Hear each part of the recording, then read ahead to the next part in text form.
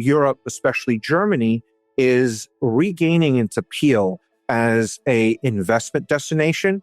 And this is vastly different than the years of fiscal caution that we saw coming out of Europe.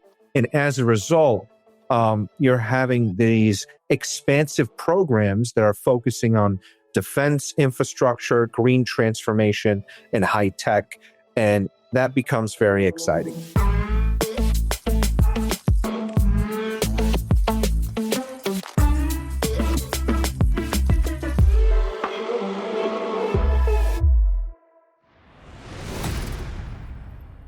I'm Melanie Schaeffer. Welcome to our Spotlight series, Lead Leg Deep Dive, where we unpack the strategies behind global equity allocation.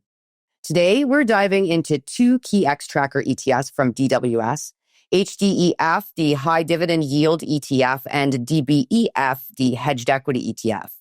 We're going to break down why international markets have led in 2025 and how DWS is positioning for the year ahead, and what investors should know as we head into 2026.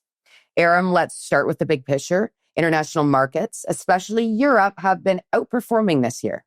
What's been driving that strength, and where do you see more runway ahead as we move into 2026? Well, take the second question first. And the answer is yes, I do believe that there's more runway ahead. I believe we are in the first innings. I know we just came off the World Series here, and I do believe that there's a lot more ahead, considering this time is different. And I know that that is a very cliche thing that Wall Street uses quite a bit, but in this case, it really is different because the changes that are being implemented in Europe are structural, they're fundamental, they are ones within policy as well. And as a result of those types of changes, along with the fact that there is stimulus ahead that is led by Germany, I do believe that this is something that not only has legs for the near term, but also for a much longer term. And DWS being an international global asset manager, we like to think of ourselves as the gateway to Europe, being based out of Frankfurt, Germany. And the $1 trillion package that was put forth by Germany that they're looking to implement hasn't even been spent yet. And that $1 trillion, to put in context, is close to $6 trillion if you compare it to the US. So Germany's GDP is roughly $4 trillion. Here in the US, it's $24 trillion. So the $1 trillion into a $4 trillion economy is similar to $6 trillion into the US economy. That's quite a lot. And on the infrastructure side, it's a $500 billion package, which represents 11% of German GDP. And that's earmarked to be spent within climate and infrastructure over the next 12 years. So as a result, Europe, especially Germany, is regaining its appeal as an investment destination. And this is vastly different than the years of fiscal caution that we saw coming out of Europe. And as a result, you're having these expansive programs that are focusing on defense infrastructure, green transformation, and high tech. And that becomes very exciting. Just to dive a little bit more into that, as you've said, DWS has been overweight Europe throughout 2025. What specifically are some of the factors that have made that region so compelling? Talking specifically about valuations, infrastructure spending, and the defense budgets. So from a valuation standpoint, we've heard the story before about why Europe, and it always was a valuations play, but the valuations now are near record discounts relative to the US, anywhere from 30 to 40% on their PE ratios. But when you combine that now with actual investment and fiscal programs and policy changes that support the companies where there's tailwinds in energy, digital, defense, as I mentioned before, it becomes a very compelling scenario especially for diversification. And when you start thinking about where the US is at in terms of its bull cycle and it's somewhat maturing, you want to look for diversification within your portfolio in other areas that can have quite a lot of potential.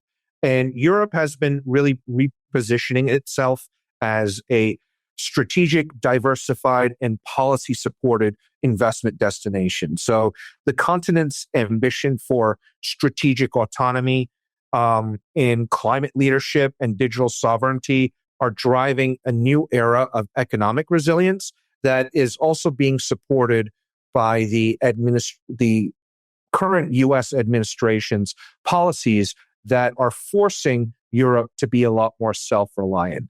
And that really presents quite the opportunity for US investors when they diversify their portfolios looking towards international, especially Europe.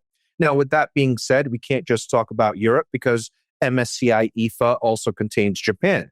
And Japan is also very interesting because there are a lot of changes that are occurring there as well. That's what I was going to ask you about next was Japan. And we're seeing progress on wages, inflation, and consumption after decades of stagnation.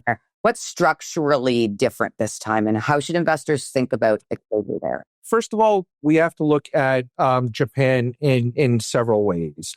30 years of stagnation creates sort of a sense of trauma that the government, and this is where psychology comes in a bit, the Bank of Japan is very, very aware of what has occurred in the past 30 years. They're taking a very calculated approach to policy. With that being said, they're very data dependent, and the data is quite compelling this time around. Inflation is finally back, and it's been hovering around the 3% mark.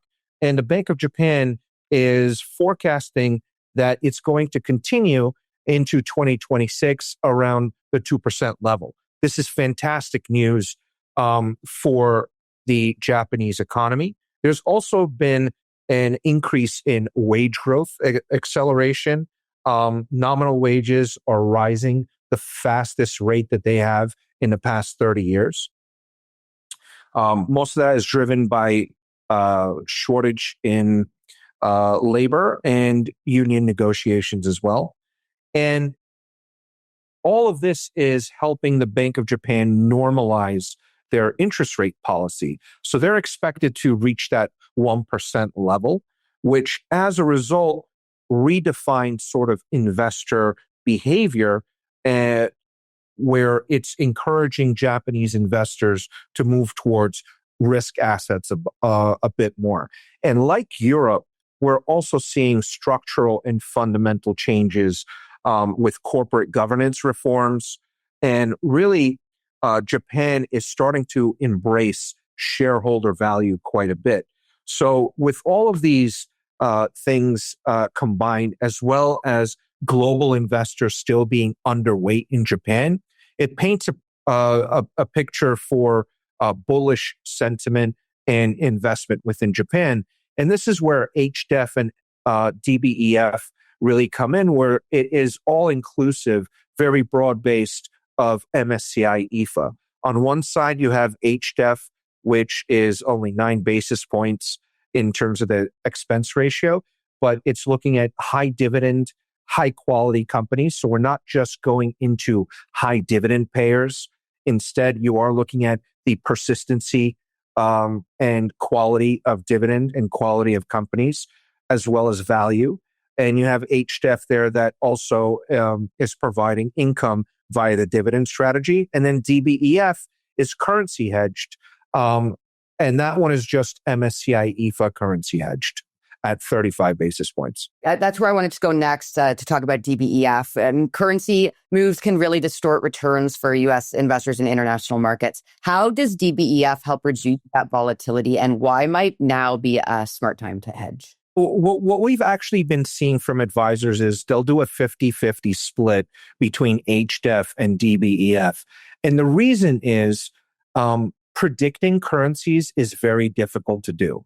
So even amongst some of the best currency economists around. It's something that you'll see very difficult to do. With that being said, currencies is also considered not really an asset class. So you have uncompensated risk. You have to have real conviction in order to benefit from any currency moves. And if you kind of extrapolate the US dollar over the past 10, 20, 30 years, you'll see in terms of actual returns, it's sort of zero sum. It's really hasn't really netted much returns. So therefore, instead, what it does is it adds volatility to a portfolio. So when you hedge out the currency exposure, you are reducing your volatility. And you can see that in the past 10 years, especially with DBEF versus its underlying benchmark, it's actually delivered close to a 20% reduction in volatility. So that 20% reduction in volatility also would increase your risk return profile. So you've also seen a Sharpe ratio increase with that reduction in volatility and the hedging of DBF. And then you also have a phenomenon known as carry, where if interest rates in the US are higher than some of the interest rates in the other regions, you're able to have positive carry. And that has been the case for DBEF. Then you combine that with HDEF, and you take this year, for example, in the first 6 months, US dollar had the weakest start to the year, if I'm not mistaken, in the past 50 years. So HDEF did quite well in the beginning of the year. But then as things normalized and people understood the policy shifts and changes, you actually saw the US dollar come back quite a bit, where DBEF caught up to HDEF. And that's something where it actually supports the fact of what I mentioned in the beginning.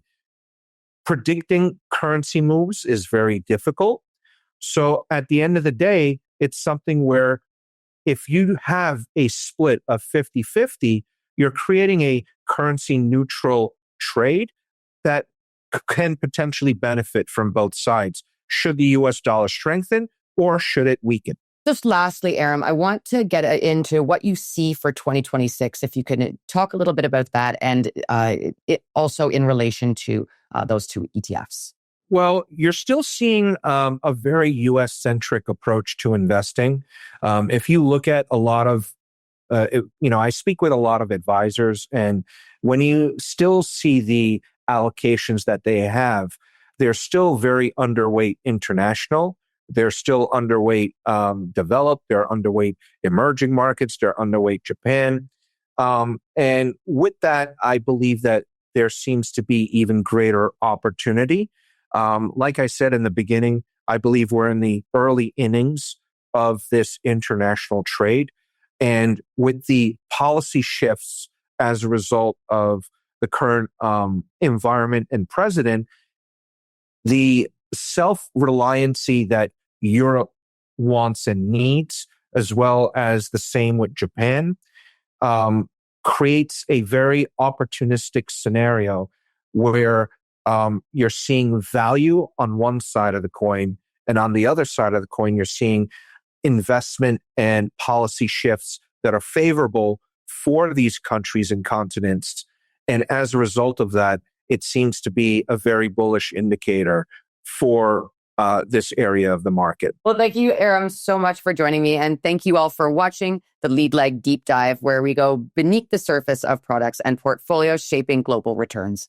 Be sure to like, follow, and subscribe for more conversations that take you behind the headlines.